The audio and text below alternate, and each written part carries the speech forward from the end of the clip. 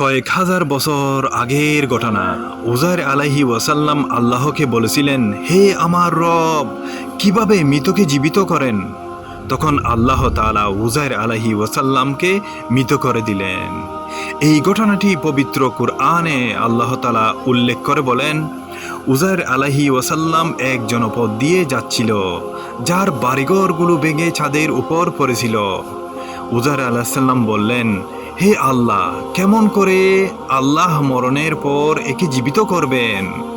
অতঃপর আল্লাহ তাকে মৃত অবস্থায় রাখলেন 100 বছর।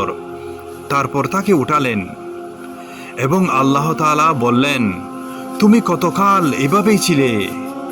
তখন উজাইর আলাইহি ওয়াসাল্লাম বললেন, আমি ছিলাম একদিন কিংবা একদিনের কিছু কম।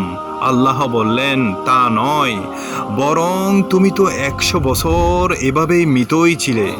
এবার চেয়ে দেখো নিজের খাবার ও পানীয়র দিকে, যেগুলো পৌঁছে যায়নি, এবং দেখো নিজের গাদাটির দিকে।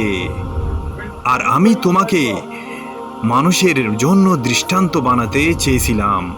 আর হাড়গুলোর দিকে চেয়ে দেখো যে আমি এগুলোকে কেমন করে জুড়ে দেই এবং সেগুলোর উপর কিভাবে মাংসের আবরণ পরিয়ে দেই।